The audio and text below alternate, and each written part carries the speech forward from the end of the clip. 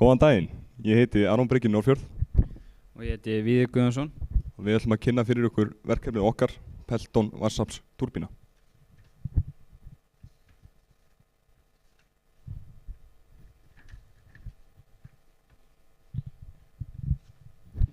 Okkur langaði að nýta lokaverknið til að auka þekkingu okkar á að 3D teikna og læra meira þrívíddarprentun, sérstaklega þá málmprentun.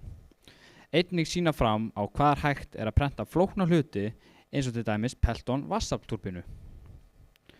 Markmið verkefnisins var að hanna, teikna og 3D prenta Pelton vatnsaflstúrbínu og allan þann búnað sem þarf í kringum hana. Einnig var sýnt fram að hægt var að framleiða raforku með 3D prentaðri vatnsaflstúrbínu. Til að hanna vatnsaflstúrbínuna var nýtt þekking og vélfræði til að ákveða stærðir og lögun túrbínunar miðað við aðstæður verkefnisins. Notast var við 3D teikniforritið Fusion til að teikna alla hlutina. Skóflurnar voru síðan þrívíddarprentaðar úr stáli. Annar búnaður í kringu túrbínuna var prentaður úr plasti. Einnig var nýtt þekking úr rafmagnsfræði til að ná fram raforkuframleiðslu með túrbínunni. Af hverju Pelton vatnsaflstúrbína og hver virkni hennar?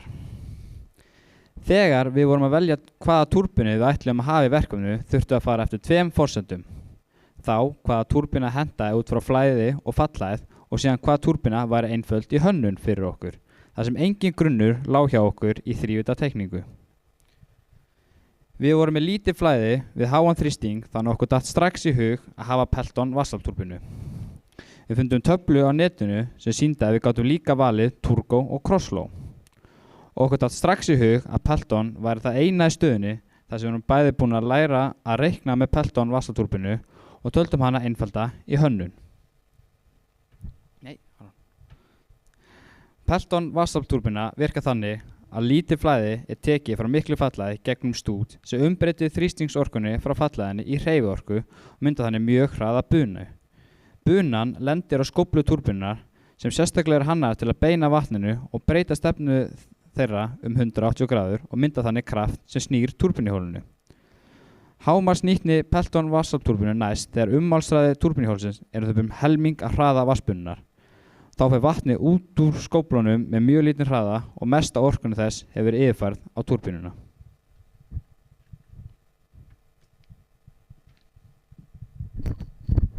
Hönnun á Pelton vatnsaflstúrbínu.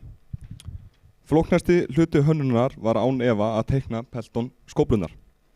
Pelton þær þurfa að vera mjög nákvæmar og svo vatnið fari rétt á þær þannig að þær yfirfæri orkuna sem best yfir á túrbínuna.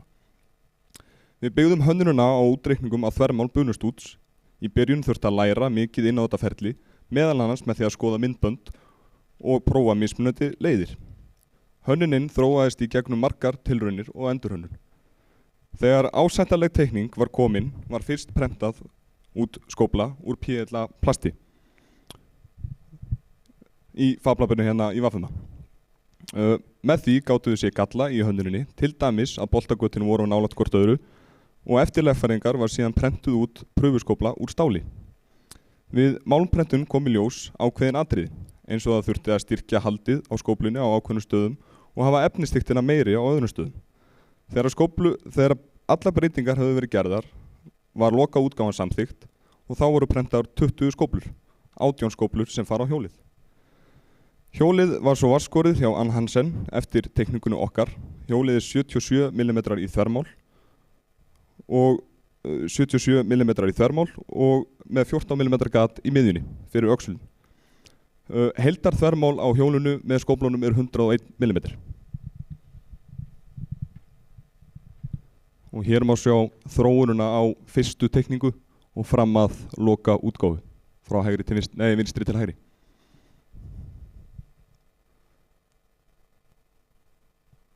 Og hér má sjá myndband af ferlinu frá A til Ö, hvernig var að teikna alla túrbínuna.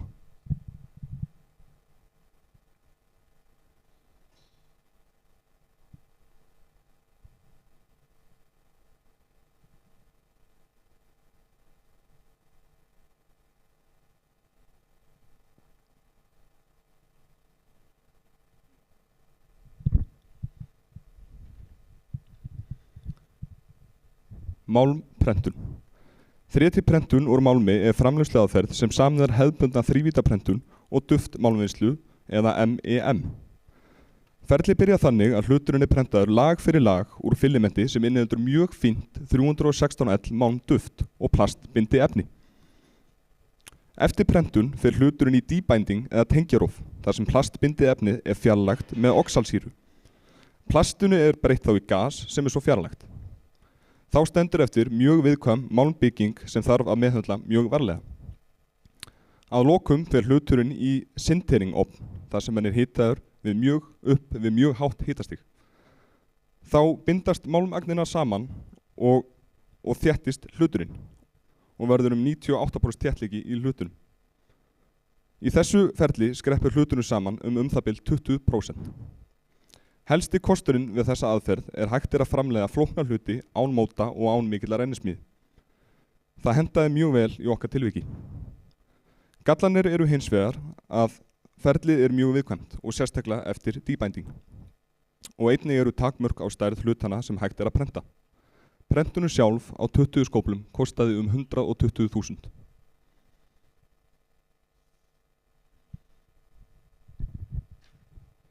Hönnun og smíði á öðrum búnaði. 3D prentun úr málmi... Nei, betur, okkur þetta?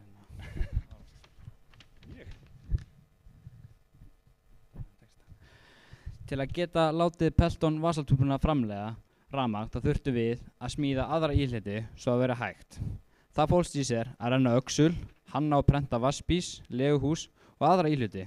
Einnig leysiskári við húsið utan túrbuna út úr glæru plexiplasti. Öxullinn var úr ryðfríu stáli og rendum við hann í rennibekknum á vélstjórn. Leguhúsið var hannað utan leguna sem við keyptum og ákveð var að láta öxullinn ekki ganga gegnum túrbununa og hafa þá legu sitt hvoru megin. Heldur þá frekar hafa túrbunhjólið og enda öxullinum og hafa leguna þá bara öðru megin. Til að halda túrbunni stöðuri þá höfðum við 2 legur í leguhúsinu með 100 mm millibili. Húsið var hannað í Fusion og prentað út úr plasti í skólanum. Hönnunin á spísnum byggð á spísum sem hefðbundnar vatnsaflsvirkjanir nota fyrir Pelton vatnsaflstúrbunu og ákveð var að halda það útlit. Til að geta stjórna flæðinu í gegnum spísin og loka honum nálarendi í laginu eins og dropi sem getur hreyfst og loka þétt fyrir spísin.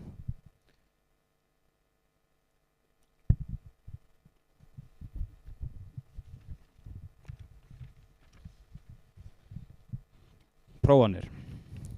Þegar búið að vera að setja túrbuna saman gátu við loksins fara að prófa hana. Fyrst prófaði hana með plastskóplum til að sjá hvernig hún myndi hegða sér og mæla snúningshraðan. Notuðum 1 spís sem við héldum upp á túrbunni og niðurstaðan var mjög góð. Hún náði 3400 snúninga á mínútu án vandræða. Næst tengdum við túrbuna við alternator og framkvæmdum aðra prófun. Þá snerust hún bilinu 2800 til 3000 snúninga á mínútu. En það án þess að framleiða rafmagn þar sem engin notandi var tengdur. Þegar við tengdum notanda við kerfi þannig að raforkuframleiða ætti að eiga sér til staðar kom í ljós vandamál. Snúningshraðinn féll niður 600 snúninga á mínútu og engin raforkuframleiðsla mældist.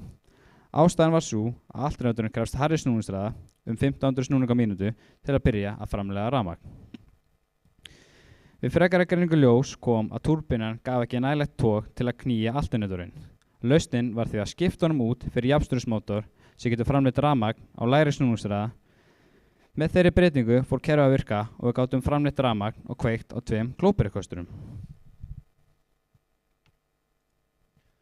Hérna erum við með myndband af prófununum.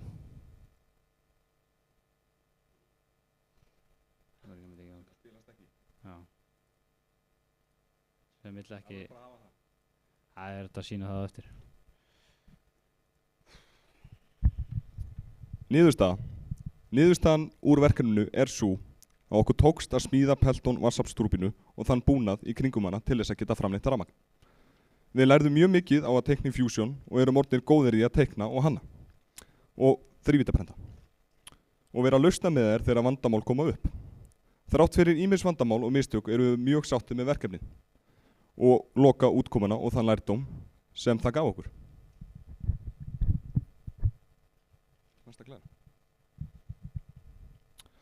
Sérstakar þakkir. Við viljum þakka FabLab í VFM og sérstaklega Jóni kennara sem situr hérna með myndavélina, mjög stoltur greinilega, fyrir alla þá hjálp sem hann veitt okkur. Við hefðum verið í mun verri málum án Jóns og án þessara aðstöðu sem hér í skólanum. Jón kenndi okkur gífurlega mikið á teikningu og prentun og eru honum mjög þakkláttir. Við viljum þakka N. Hansen fyrir þeirra framlag og sérstaklega Arnóri Inga fyrir hans hjálp. Við erum honum mjög þakkláttir fyrir að geta prentað þetta úr stáli. En Hansen bauðst til þess að greiða vinnuna sem fylgir prentuninni á stálinu. HD, Iðn- og tækniþjónusta vildi svo styrkja okkur helmingin á kostnaðunum á skóplunum og Samherji vildi taka hinn helmingin, 60.000 krónur hver.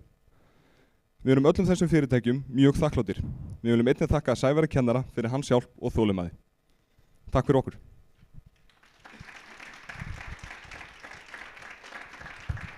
Svo er eitthvað spurningar.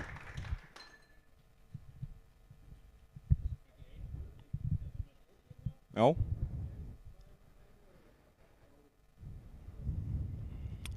Sem sagt, stærðin fer aðalega eftir opn, debinding og opninum og það er 20x20x20 er meða við að stærsti hluturinn getur verið prentaður. Sentimetrar, já.